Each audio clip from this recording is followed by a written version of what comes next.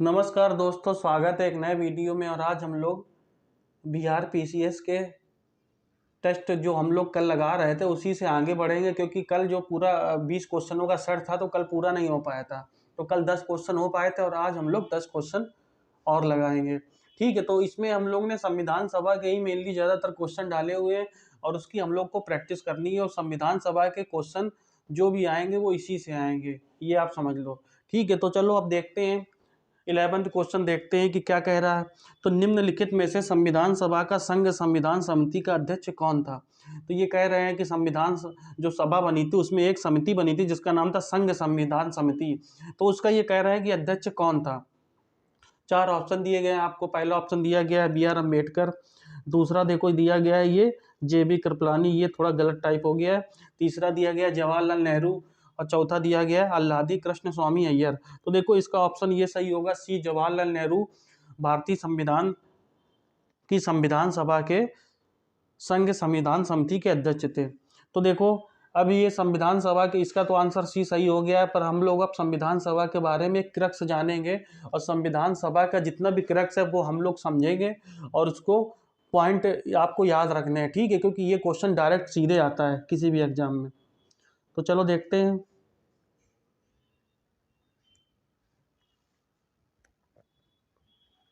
देखो देखो संविधान सभा, इसको नोट भी करते जाना। एक एक एक रजिस्टर बना लो जिसमें ये जितने भी पॉइंट्स, जितने भी क्वेश्चंस हम करा रहे हैं उसकी प्रैक्टिस करते हैं, तो उसके जो मेन पॉइंट है वो लिखते भी जाया करो, तो रिवीजन करने में आसानी होगी। बात को समझ रहे हो कि मतलब कोई भी थ्योरी तो मैं अभी पढ़ा ही रहा हूँ और थ्योरी और पढ़ाऊंगा अभी, और भी मैं वीडियो डालूंगा। तो चलो देखते हैं संविधान सभा की क्या है। तो देखो संविधान सभा, संविधान की सबसे पहले बात किसने की थी। तो एक ब्रिटिश नागरिक थे, उनका नाम था हेनरी मैन। इन्होंने संविधान की सबसे पहले बात करी थी कि संविधान शब्द जो उल्लेख, मतलब संविधान जो शब्द है उसका यूज इन्होंने ही किया था। और ये कहाँ से आया है कॉन्स्टिट्यूशन। तो कॉन्स्टिट्यूशन एक आया है, लैटिन वर्ड है। लैटिन वर्ड ये क्या है, तो ये देखिए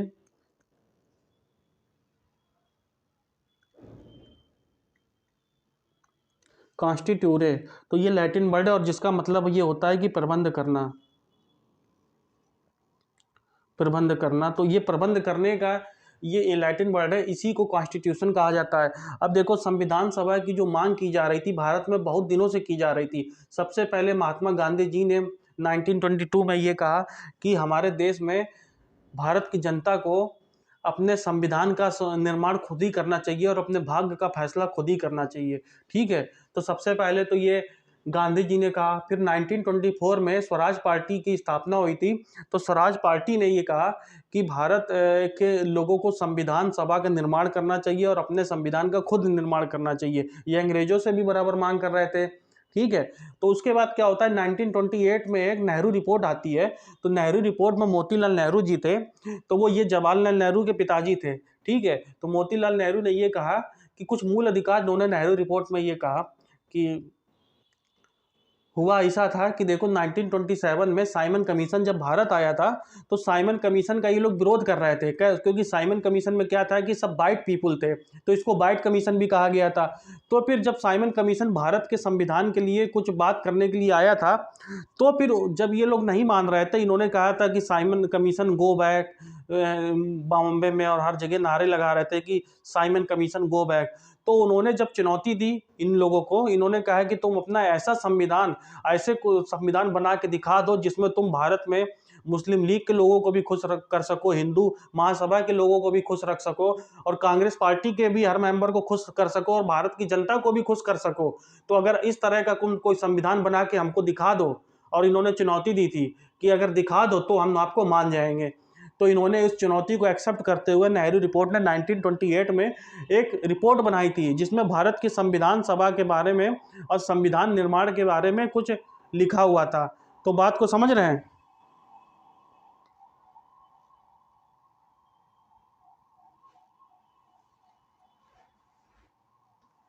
ठीक है, तो देखो 1928 में इन्होंने, मोतीलाल नेहरू ने अपनी जो रिपोर्ट दी नेहरू रिपोर्ट, उसमें भी संविधान, भारत का एक संविधान के बारे में लिखा।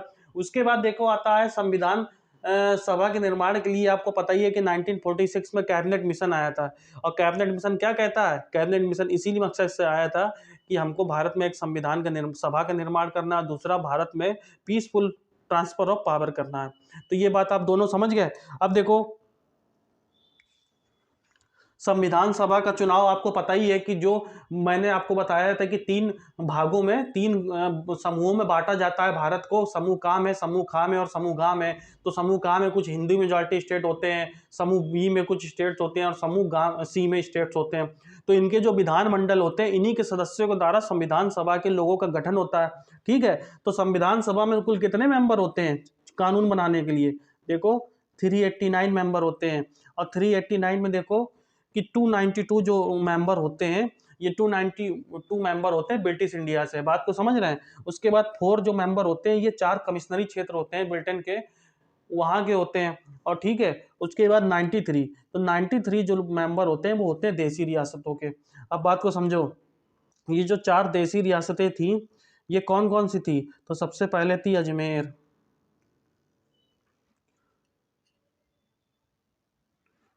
दूसरी थी कुर्ग, तीसरी थी दिल्ली, ठीक है, और चौथी थी बलूचिस्तान। तो ये 4 कमिश्नरी क्षेत्र थे। और इसका चुनाव देखो हर 10 लाख की आबादी पर किया गया। 10 लाख की आबादी पर एक संविधान सभा के मेंबर का चुनाव किया गया था। तो ये भी आप समझ गए। ठीक है, चलो अब इसमें देखो क्या होता है कि, और एक पॉइंट और सुनो, कि जब 1946 में संविधान सभा के लिए चुनाव होता है, तो इसमें देखो 296 सीटें थी ये जो ब्रिटिश इंडिया की, उसमें 208 सीटें मिल जाती हैं कांग्रेस को, और 73 सीटें ये मिलती है मुस्लिम लीग को। तो जब कांग्रेस पार्टी को इतनी ज़्यादा सीटें मिल जाती है तो मुस्लिम लीग बौखला जाती है।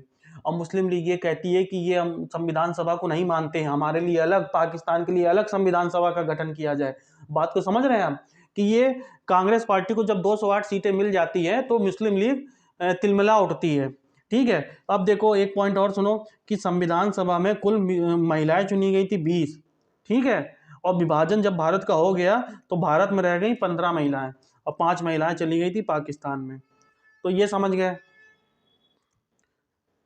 तो अब देखो, अब इसके बाद इसको पॉइंट को समझो कि इसमें कौन कौन जो कमेटी बनी थी। संविधान सभा बन गई हमारी, और संविधान सभा बनने के बाद में जो कमेटी बनी थी, वो कमेटी में किस कमेटी का मेंबर कौन अध्यक्ष था, तो ये समझो। ठीक है, तो देखो इसमें कुछ समितियां बनी थी, उसके अध्यक्ष सुनो। तो पहला एक बनी थी प्रारूप समिति। प्रारूप समिति के अध्यक्ष कौन थे? भीमराव अंबेडकर।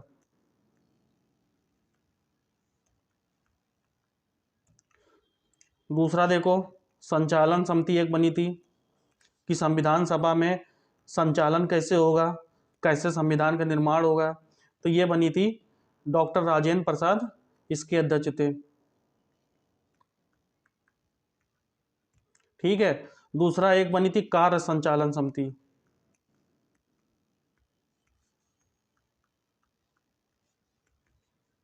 तो इसके थे के एम मुंशी।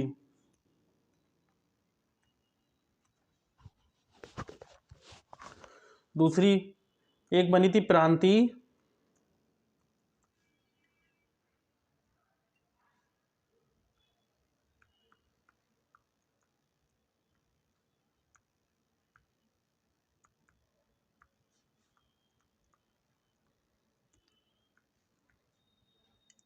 इसके थे हेड सरदार पटेल जी।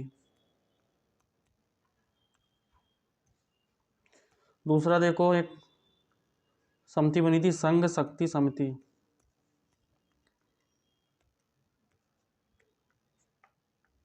ये थे जेल नेहरू। ठीक है, अब देखो मौलिक अधिकार,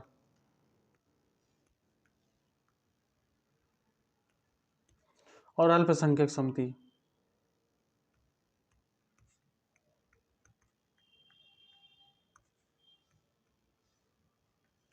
इनके थे सरदार पटेल जी। तो ये देखो कुछ इंपॉर्टेंट समितियां, बहुत सारी समितियां बनी थी, तो ये कुछ इंपॉर्टेंट समितियां हैं जो हमारी बनी थी। ठीक है, अब देखो सबसे पहले देखो संविधान सभा के मेंबरों का चुनाव हो गया है। संविधान सभा के जब मेंबर का चुनाव हो गया तो पहली बैठक कब होती है? ठीक है, तो पहले सबसे पहले ये लोग मिलते हैं 9 दिसंबर 1946 को ये लोग मिलते हैं और पहली मीटिंग होती है। अब पहली मीटिंग देखो हो रही है तो पहले कोई मीटिंग में अध्यक्ष नहीं है। अब बात को समझो, और इसमें देखो कितने मेंबर हिस्सा लेते हैं, 211। पहली मीटिंग में 211 मेंबर आते हैं और ये कहते हैं कि चलो ठीक है, अब संविधान सभा के मेंबरों का चुनाव तो हो गया है। अब इसका हम लोग अब एक बात बताओ कि जैसे क्लास होती है तो क्लास में एक मॉनिटर बनाया जाता है कि नहीं, अनुशासन और डिसिप्लिन को मेंटेन करने के लिए। बात को समझ रहे हैं कि नहीं? इसी तरह एक अध्यक्ष भी, जैसे लोकसभा में अध्यक्ष होता है, राज्यसभा में सभापति या उपसभापति होता है, लोकसभा में अध्यक्ष या उपाध्यक्ष होता है, तो इसी तरीके से इन्होंने कहा कि चलो एक अध्यक्ष चुन लेते हैं, तो अध्यक्ष चुनने के बाद में हमारी कार्रवाई का संचालन अच्छी तरीके से होगा। तो सबसे पहले इन्होंने कहा कि अध्यक्ष चुनने के लिए सबसे पहले एक अस्थायी अध्यक्ष चुनते हैं। अस्थायी मतलब जो टेम्परेरी बेसिस पर काम करेगा और हमारे अध्यक्ष का चुनाव करा देगा। तो ऐसा अभी लोकसभा में भी होता है। और देखो जब कभी नई लोकसभा बनती है तो होता है क्या है कि जो सबसे उस लोकसभा का सबसे बूढ़ा आदमी होता है उसको जो है ये बना देते हैं अध्यक्ष और फिर चुनाव करवाते हैं कि जिससे एक डिसिप्लिन और डेकोरम बना रहे। बात को समझ रहे हो? तो इन्होंने क्या किया कि संविधान सभा के जो सबसे बुजुर्ग सदस्य थे उनसे कहा, जिनका नाम था सच्चिदानंद सिन्हा, उनसे कहा कि आप जो है बन जाओ थोड़े दिनों के लिए, 4-5-6 दिनों के लिए, और हमारे अध्यक्ष का चुनाव करा दीजिए, उसके बाद में आप मतलब हट जाना। तो इन्होंने कहा कि ठीक है, एक जो है सम्मान की भी बात होती है। इतने अगर किसी बुजुर्ग आदमी को बनाया जा रहा है तो एक सम्मान की भी बात है, रिस्पेक्ट की भी बात है। बात को समझ रहे हैं? तो इन्होंने बनाया सच्चिदानंद सिन्हा को और ये प्रस्ताव लाए जेबी कृपलानी। ठीक है, जब जेबी कृपलानी ये प्रस्ताव लाते हैं तो इसको सभी लोग मानते हैं और सभी लोग समर्थन करते हैं इस बात का। उसके बाद चुनाव हो जाता है और देखो संविधान सभा का फिर अध्यक्ष कौन बनता है? राजेंद्र प्रसाद जी।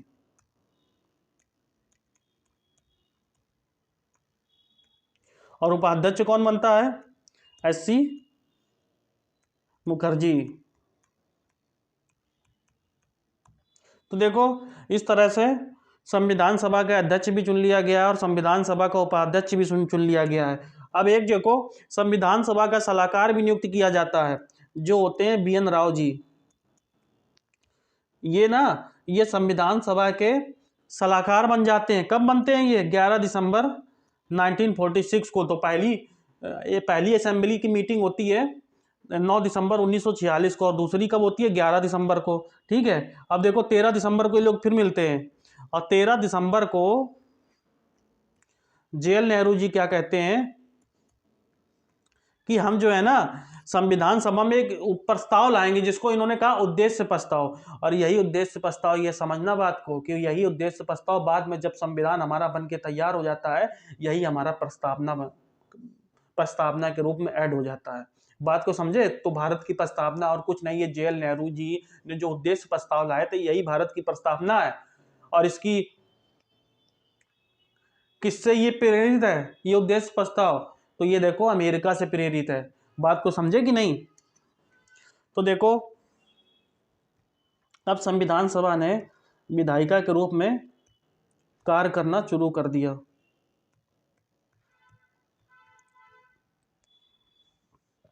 और जब कभी विधायिका के रूप में संविधान सभा कार्य करती थी तो उसकी अध्यक्षता करते थे जीबी मावलंकर। तो ये जो जीबी मावलंकर जी थे, ये जब तुम्हारी विधायिका के रूप में कार्य करती थी ये संविधान सभा, तब ये अध्यक्षता ये करते थे। अब हमारा संविधान की बराबर मीटिंग होती रहती है और 26 नवंबर 1949 को संविधान बनकर पूरा तैयार हो जाता है। बात को समझ रहे हैं? 26 नवंबर को जब ये बनकर तैयार हो जाता है और 26 नवंबर को ही ये संविधान जो है अंगीकृत कर लिया जाता है। और इसको निर्माण में कितना समय लगा? तो 2 साल 11 महीने और 18 दिन ये लगता है। ठीक है, और कितना पैसा इसमें खर्चा होता है? तो इसमें खर्चा होता है 64 लाख रुपए। ठीक है, अब देखो संविधान हमारा बन के तैयार है 24 नवंबर 1949 को, पर ये पूरी तरीके से संविधान जो है हमारा देश में पूरी तरीके से लागू हो रहा है 26 जनवरी 1950 को। क्यों ये ऐसा हुआ? क्योंकि 26 जनवरी 1930 को, ठीक है, लाहौर अधिवेशन में क्या हुआ था, 26 लाहौर अधिवेशन 1929 को हुआ था, और उसके बाद में दिसंबर 1929 में, और 26 जनवरी 1930 को इन्होंने झंडा फहराया था। ठीक है, तो रावी नदी के तट पे भारत का झंडा पहली बार फहराया गया था, और इसी वजह से इन्होंने कहा कि हम 26 नवंबर को तैयार हुआ है हमारा संविधान, अब हमारे 1-1.5 महीने और इंतजार करने में क्या जाता है। पर जिस दिन हमारा कोई ऐतिहासिक दिन है, अगर हम उस दिन अपना लागू करेंगे तो हमारा और भी जो है देश का एक तरह से गौरव बढ़ेगा।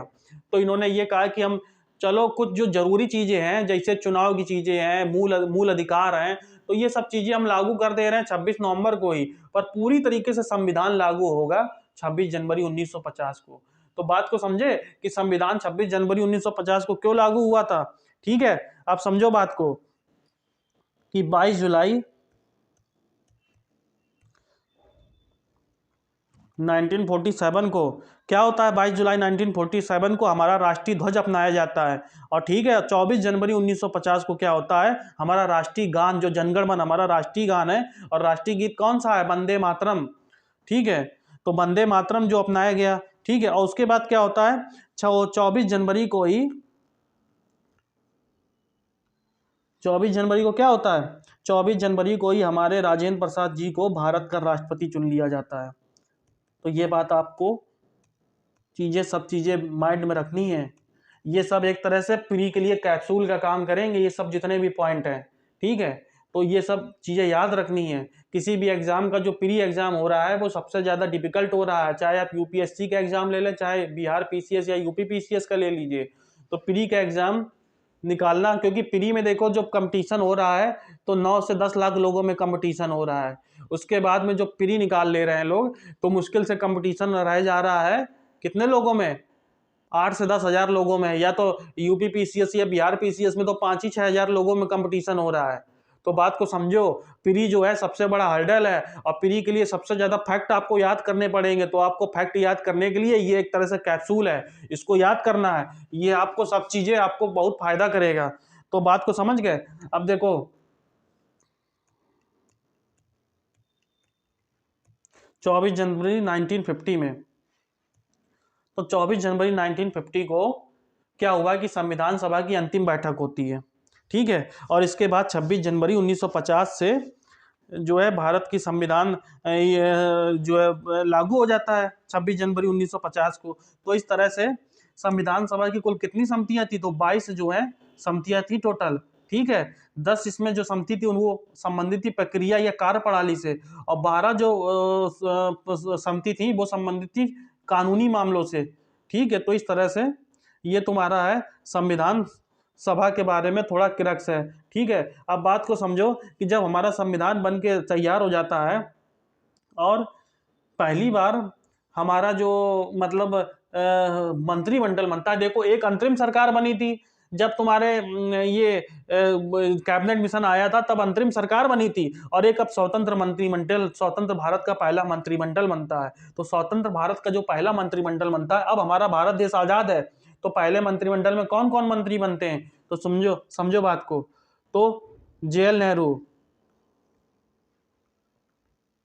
ये क्या बनते हैं, तो ये तो हमें पता ही है सभी लोगों की, भारत के प्रधानमंत्री बनते हैं और विदेश मंत्री बनते हैं ये।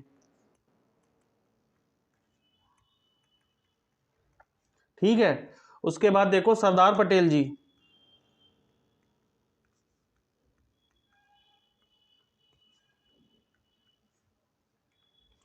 ये बनते हैं उप प्रधानमंत्री। और क्या बनते हैं सरदार पटेल जी, तो सरदार पटेल जी बनते हैं, एक तो बनते हैं गृह विभाग के, दूसरे बनते हैं सूचना और प्रसारण मंत्री,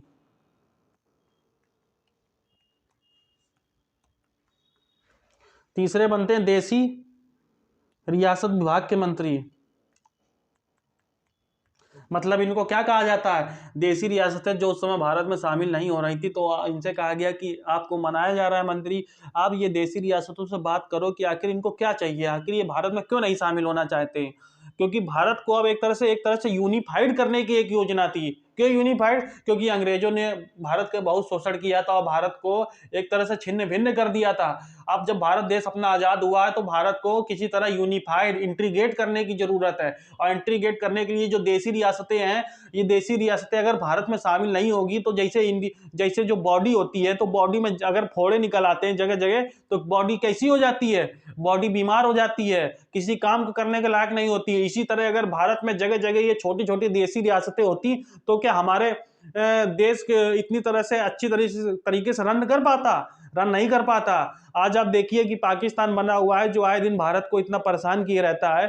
अगर छोटे छोटे ही हैदराबाद देसी रियासत होती, मैसूर देसी रियासत होती, जूनागढ़ देसी रियासत होती, तो एक तरह से शरीर के अंदर ही जब फोड़े बहुत सारे होते हैं तो उसका कैसे ऑपरेशन, फोड़े को निकालना ही पड़ता है।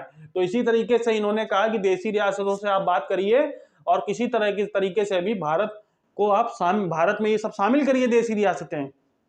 तो फिर सरदार पटेल जी ने बात करी इन देसी रियासतों से, जो मान गए वो शामिल हो गए, कोई टेंशन नहीं। जो नहीं माने उनको सेना के ऑपरेशन के द्वारा शामिल किया गया। जैसे हैदराबाद है तो हैदराबाद को भी ऑपरेशन चला के किया गया, कश्मीर को भी किया गया, जूनागढ़ को भी किया गया, तो ये सब चीजें की गई।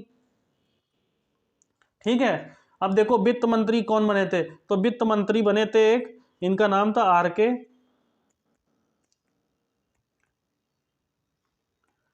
आर के षणमुख चेट्टी, ये बने थे वित्त मंत्री। अब देखो बलदेव सिंह जी,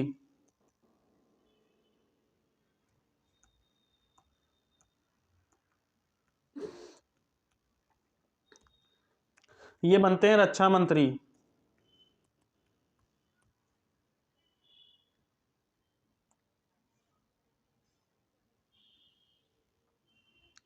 अंबेडकर जी,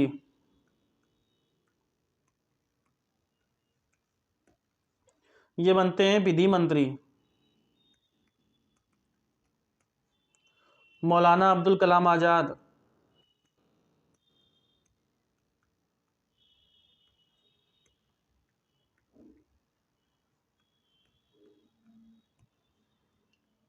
ये बनते हैं शिक्षा मंत्री।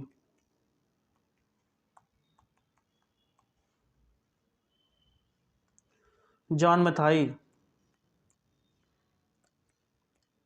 ये बनते हैं रेलवे और परिवहन मंत्री।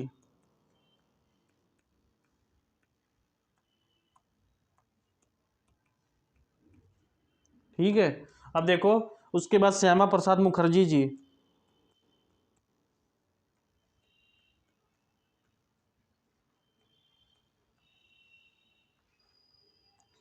ये क्या बनते हैं? ये बनते हैं उद्योग और आपूर्ति मंत्री।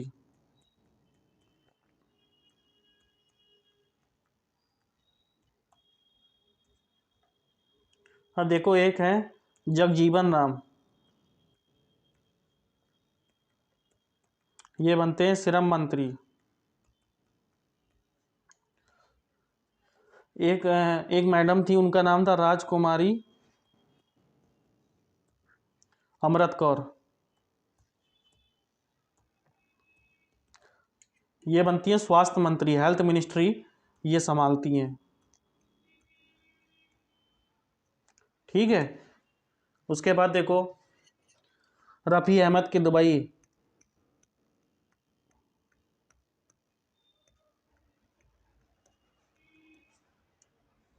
ये बनते हैं संचार मंत्री।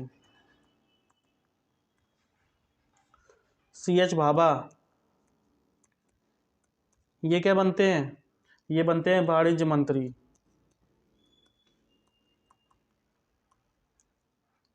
और देखो राजेंद्र प्रसाद जी, ये तो बाद में राष्ट्रपति इनको बना दिया गया था, पर पहले ये स्वतंत्र मंत्रिमंडल में बने थे, फूड और एग्रीकल्चर मंत्री, मतलब एक तरह से खाद्य और कृषि मंत्री जिसको बोला जाएगा। और एक और थे जिनका नाम था NV गॉडविल, ये बनते हैं कार्य खदान वे ऊर्जा मंत्री। तो देखो ये सब मंत्री बंडल बन जाते हैं। ठीक है, तो देखो और सुनो क्या और क्या क्या पॉइंट हुए। तो संविधान सभा के कुल कितने अधिवेशन हुए? 12 अधिवेशन हुए। ठीक है, और अंतिम अधिवेशन कब हुआ? 24 जनवरी को 1950 को ही अंतिम अधिवेशन होता है। और मूल संविधान जो हमारा संविधान बन के तैयार हुआ था उसमें कितने मूल भाग थे? तो 22 भाग थे। ठीक है, 395 अनुसूचियां थी, 22 भाग, 395 अनुच्छेद। इसका ऑप्शन होगा, मैंने आपको बताया हुआ है कि बंगाल में। बंगाल में कांग्रेस ने पूर्ण बहुमत प्राप्त नहीं किया था, मद्रास में भी प्राप्त कर लिया था पूर्ण बहुमत, बिहार में भी कर लिया था और उड़ीसा में भी कर लिया था, इसमें बंगाल में नहीं किया था। ठीक है, चलो अब 13 क्वेश्चन देखते हैं। किस कानून के तहत, ये क्वेश्चन कह रहा है कि 13 क्वेश्चन है कि किस कानून के तहत वायसराय को अपनी कार्यकारिणी के सदस्यों की संख्या में वृद्धि करने का अधिकार दिया गया था? तो देखो इसका ऑप्शन क्या होगा, 4 ऑप्शन आपको दिए गए हैं। 1861,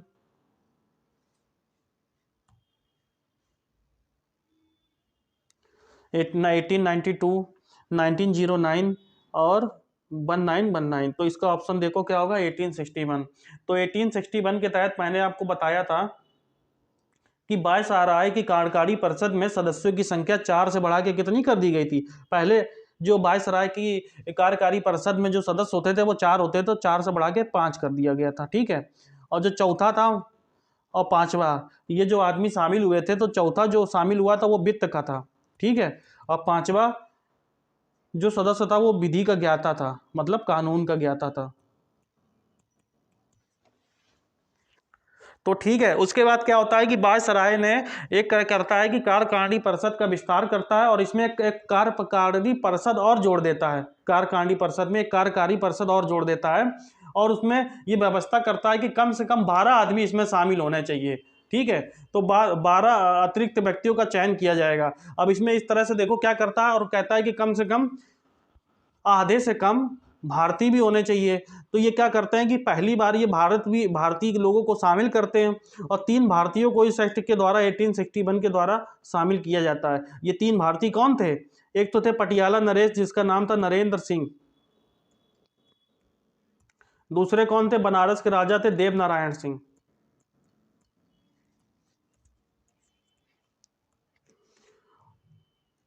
और एक और सदस्य थे जो थे ग्वालियर के प्रधानमंत्री थे, जिनका नाम था दिनकर राव।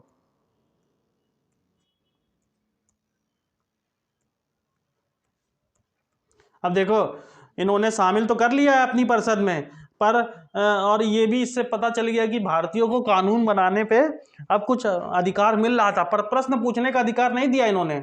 इन्होंने कहा कि प्रश्न पूछने का अधिकार नहीं है। इसीलिए मैंने आपको बताया था कि इन्होंने जो है अधिकार दिया था, कब दिया था? 1892 के द्वारा इन्होंने जो है प्रश्न पूछने का एक अधिकार दिया, पर पूरक प्रश्न पूछने का अधिकार नहीं दिया था। ठीक है, तो बात को समझ गए बजट पर वार्षिक बहस के दौरान। तो ये था 1861। अब चलो अगला क्वेश्चन देखते हैं, 14 क्वेश्चन।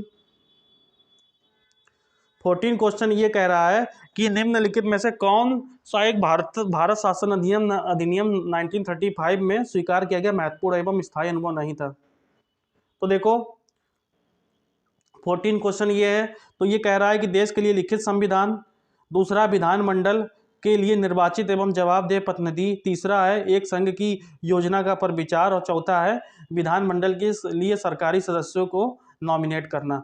तो देखो इसका ऑप्शन क्या सही होगा? ए, देश के लिए लिखित संविधान की बात इन्होंने उस समय नहीं करी थी। ठीक है, 1935 में, और उसके बाद में ये तीनों चीज़ें इसमें शामिल थी 1935 में। तो चलो अब अगला क्वेश्चन देखते हैं, 16। तो ये कह रहा है भारत का संविधान पूर्ण रूप से तैयार हो गया था। तो देखो कब तैयार हो गया था? अभी मैंने बताया 26 नवंबर 1949 को पूरी तरीके से भारत का संविधान लागू हो गया था। तो इसका आंसर हो गया बी सही। चलो अब अगला क्वेश्चन देखते हैं।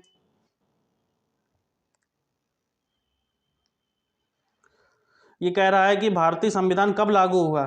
तो 4 ऑप्शन दिए गए हैं। तो भारतीय संविधान लागू कब हो गया था? एक तो 26 दिसंबर, सॉरी,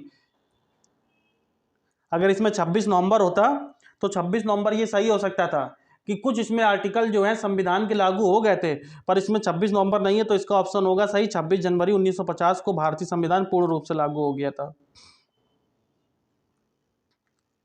अब देखो 18 क्वेश्चन ये है कि संविधान सभा के सम्मुख संविधान के प्रस्तावना का प्रस्ताव किसने रखा था? जवाहरलाल नेहरू दूसरा ऑप्शन है, बी आर अम्बेडकर तीसरा है, बी एन राव चौथा है, महात्मा गांधी। तो इसका क्या सही होगा? अभी मैंने बताया कि उद्देश्य प्रस्ताव जो लाए थे जवाहरलाल नेहरू जी लाए थे, तो 18 का हो गया ए सही। अब देखो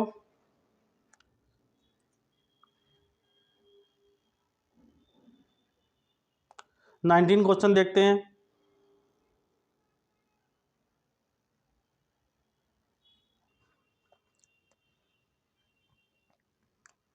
तो देखो ये 19 क्वेश्चन ये कह रहा है कि भारत के संविधान में केंद्र एवं राज्यों के बीच में किया गया शक्तियों का विभाजन इनमें से किस योजना पर आधारित है? तो तीन, देखो ये कह रहा है केंद्र और राज्यों के बीच में जो शक्तियों का विभाजन हो गया, मतलब क्या कुछ शक्तियां राज्यों को दे दी गई, कुछ शक्तियां केंद्र को दे दी गई, और कुछ शक्तियां अपशिष्ट शक्तियां थी, जो मैंने बताया था कि जैसे केंद्र को कौन सी शक्ति दे दी गई कि मान लो विदेशी विभाग है, संचार विभाग है, रक्षा विभाग है, कम्युनिकेशन है, संचार है, तो ये सब दिया गया। केंद्र को शक्तियां दे दी गई, राज्य को शक्ति दे दी गई, मान लो PWD रोड बनाना, शिक्षा, ये सब व्यवस्था जो दे दी गई वो राज्य को दे दी गई, और कुछ अपशिष्ट शक्तियां थी जो केंद्र को प्राप्त की। बात को समझ रहे हैं कि नहीं?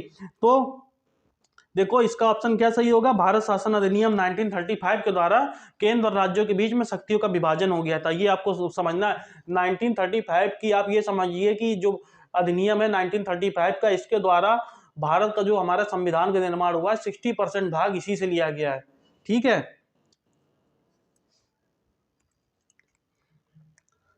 तो अब ये 19 क्वेश्चन है, ये कह रहा है कि किस वर्ष संसद ने भारतीय संविधान को अपनाया? तो ये तो बहुत आसान क्वेश्चन है, आप लोग इतना मैंने आपको बता दिया है, तो आपको ये अब आना चाहिए 1950 में ये पूरी तरीके से भारतीय संविधान अपना लिया गया था। चलिए 20 क्वेश्चन देखते हैं। तो ये कह रहा है कि 1946 के चुनाव के पश्चात मुस्लिम लीग ने किस प्रांत में अपनी सरकार बनाई? बात को समझ रहे हैं कि after the election of 1946 Muslim League has made government in which प्रांत, विच स्टेट? समझ रहे हैं बात को? तो इसका ऑप्शन क्या होगा? बंगाल। बंगाल में मुस्लिम लीग ने अपनी सरकार बनाई थी, ये मैंने आपको बताया है।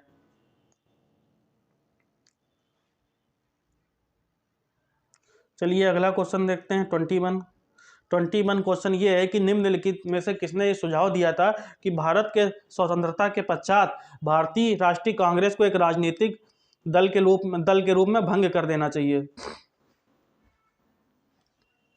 तो ये स्वयं महात्मा गांधी जी ने कहा था। महात्मा गांधी जी ने ये कहा था कि भारतीय राष्ट्रीय कांग्रेस को अब एक दल के रूप में भंग कर देना चाहिए। तो इसका ऑप्शन हो गया क्या? महात्मा गांधी। चलिए अब अगला क्वेश्चन देखते हैं, और ये इसका लास्ट क्वेश्चन है, और उसके बाद हम लोग तीसरा सेट हमारा कल आएगा। ठीक है, तो देखो अभी पॉलिटी की जो टेस्ट सीरीज चल रही है इसमें हम लोग प्रैक्टिस करते हैं, और पॉलिटी के बाद हम लोग इसमें देखेंगे कि ज्योग्राफी की ला सकते हैं या कोई भी जो अच्छी होगी, क्योंकि एग्जाम भी पास में आ रहा है, तो जो डिफिकल्ट सब्जेक्ट है उसकी हम लोग प्रैक्टिस बहुत अच्छे से करेंगे।